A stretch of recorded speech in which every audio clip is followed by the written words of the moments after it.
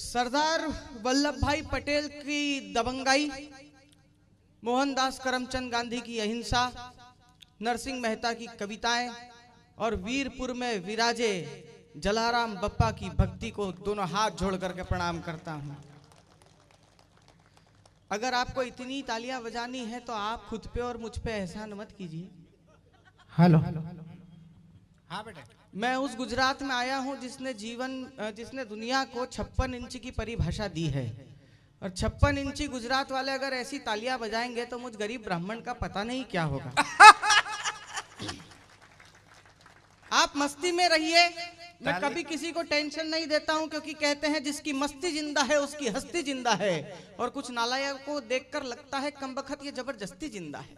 वाह, मैं बहुत परेशान रहता हूं। सांसद महोदय बैठे हैं, जिला अध्यक्ष महोदय बैठे हैं, आप मेरी थोड़ी सी परेशानी का निराकरण कीजिएगा। और सांसद महोदय, मैं अभी मंच से बता दूंगा, एक छोटा सा काम है, अगर वो करवा।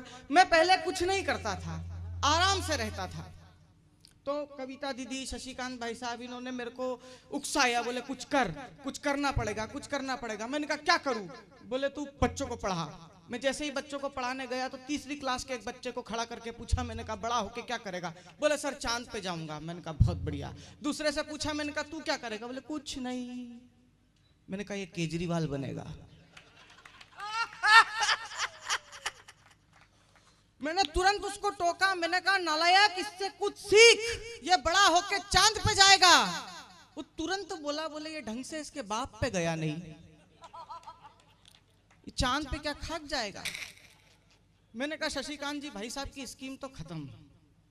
कविता दीदी के पास पहुंचा तो ये भी नेता और मंत्रियों से इत्तेफाक रखती है। इन्होंने एक एनजीओ के नाम पर चिट्ठी लिखी और बोले हिमांशु आज से तू पर्यावरण विभाग में काम करेगा। मैंने कहा बहुत धन्यवाद दीदी, प्रकृति से रूबरू होने का मौका मिलेगा। विश्व पर्यावरण के दिन सबने पौधे लगाए, मैंने भी लगाए। एमपी साहब मेरे को पुलिस पकड़ के ले गई। अब 4 तारीखें हो गई है, मजिस्ट्रेट को यही समझा रहा हूं कि गांजे और भांग के पौधे भी पौधे ही होते हैं। तालियां आपकी कमजोर है, क्योंकि ये नॉर्मल पौधे तो केवल ऑक्सीजन देते हैं, केवल हवा देते हैं। ये 2 ही ऐसे पौधे हैं, एक गांजे का और एक भांग का, जो हवा के साथ साथ बैठे बैठे हवा में उड़ने का अनुभव भी प्रदान करता है। वाह, क्या अनुभव बोल रहा है। वाह भाई साहब, एक नई बात सुनिए। जब शशिकांत जी भाई साहब और कविता दीदी की तिकड़म काम में नहीं आई, मैंने कहा 1 नंबर से कुछ नहीं होगा, 2 नंबर का धंधा करेंगे। अच्छा, तो भाई साहब को बोला, मैंने कहा नया धंधा शुरू करने जा रहा हूं। इन्होंने फोन पे बोला, बोले बधाई, क्या करेगा? मैंने कहा किडनैपिंग। बोले भगवान तेरा भला करे, आज से तेरे मेरे संबंध खत्म। मैंने कहा कोई बात नहीं। भगवान कसम, मां पर भी इतनी ज्यादा किस्मत खराब, जो पहला बच्चा उठाया वही अनाथ था।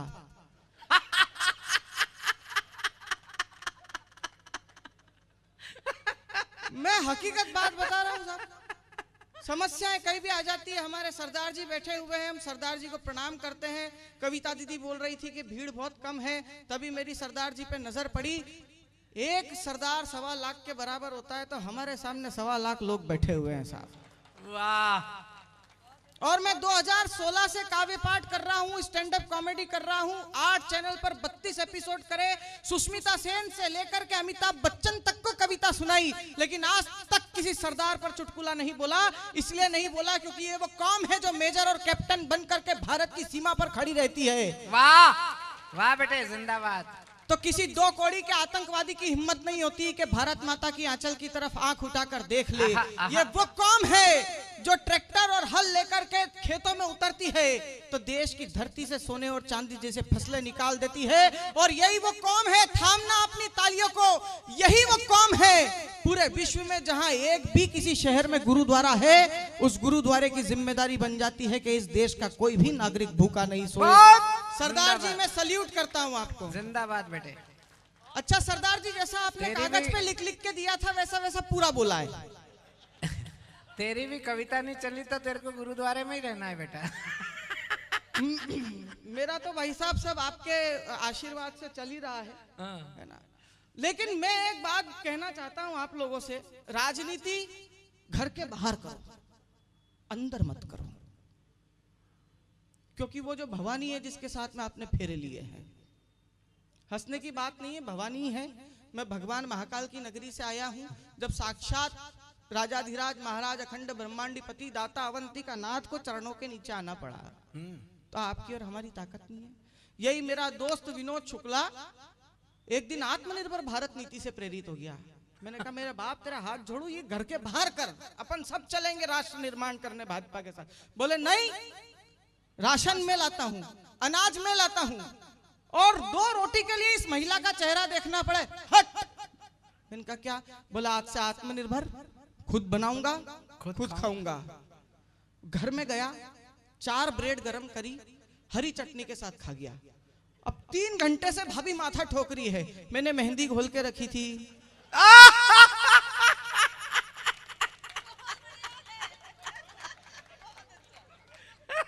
तालियां आप लोगों की कमजोर रह गई है। हाँ बेटा, मैं बहुत ज्यादा टेंशन में रहता हूँ। इतने खर्चे मुझसे कराए जाते हैं, इतने खर्चे मुझसे कराए जाते हैं। पिछले दिनों तो शशिकांत जी भाई साहब से बोला, मैंने कहा आप देश विदेश में ले जाते हो, मेरे को होनोलुलु और सिंगापुर भी ले गए। मैंने कहा सब जगह ले जाते हो, मेरा थोड़ा सा पेमेंट बढ़ाओ। तो बोले कि क्यों? मैंने कहा अब मेरी शादी हो गई है और मेरी घरवाली जब भी किसी कार्यक्रम या किसी त्योहार के पहले लिस्ट बनाती है तो लिखती है कि सबसे पहले क्या लेना है। तो शशिकांत जी ने बोला इस बार क्या हो गया? मैंने कहा इस बार ये हुआ साली की शादी है। तो तेरे को दिक्कत क्या है? मैंने कहा उसने बोला सबसे पहले क्या लेना है। तो बोले क्या लेना है? मैंने कहा अब कर्जा ही लेना है, उसके बाद ही सब होगा। और आपको हर कोई टेंशन देता है साहब, केवल हम कवि लोग बचे हुए हैं जो आपके थके हुए चेहरों पर मुस्कुराहट लाने का काम कर रहे हैं। शाबाश बेटे।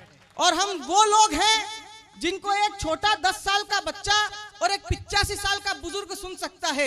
मेरी और शशिकांत जी भाई साहब की हास्य क्षणिकाएं वो नहीं है कि आपको अपने चेहरे पर रजाई ओढ़कर कान में हेडफोन डाल करके अश्लील कंटेंट सुनना पड़े और उसको आप हास्य का नाम दे सको। बहुत अच्छे बेटे। मैं मैं आपसे यही निवेदन कर रहा हूं, हर कोई टेंशन देता है। अभी मैं जामनगर उतरा एक दिन, तो सबसे बड़ा टेंशन, आप एयरपोर्ट रेलवे स्टेशन या बस स्टैंड पे उतरो तो ऑटो वाले पीछे पड़ जाए, कहाँ जाने का है, कहाँ जाओगे, बताओ छोड़ देते हैं, बताओ छोड़ देते हैं। मेरा दिमाग खराब हो गया। मैंने कहा चांद पे जाना है। अब आदमी था गुजरात का, उसमें भी जामनगर का, वो नगर जिसमें खुद जाम हो, तो कॉन्फिडेंस की कोई कमी नहीं थी।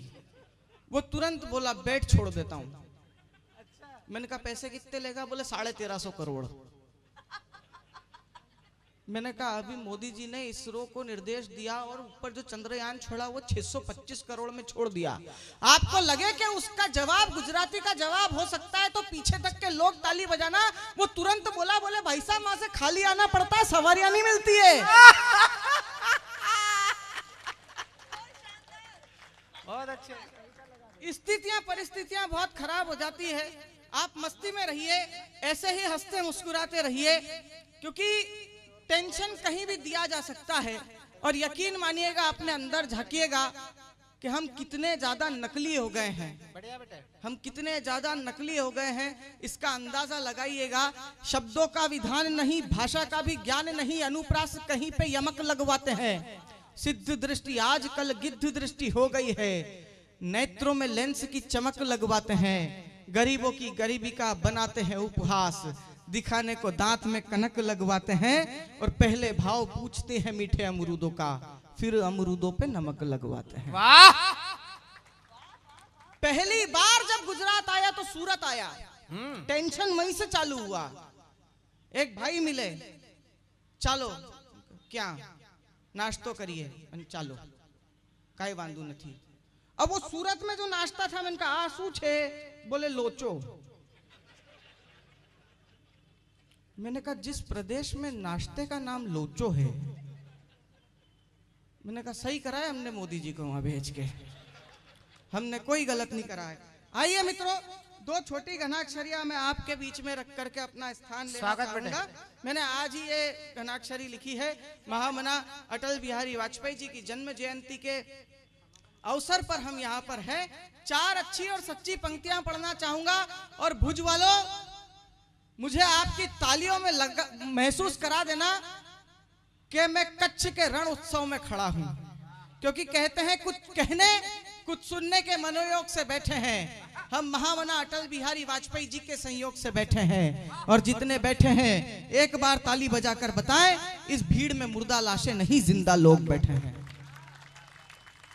आने वाली केवल 8 पंक्तियां, 35 सेकेंड, आपकी गड़गड़ाती हुई तालियां और महामना को श्रद्धांजलि। सुनिए कि उनका बिहेवियर कैसा था, उनका व्यक्तित्व कैसा था।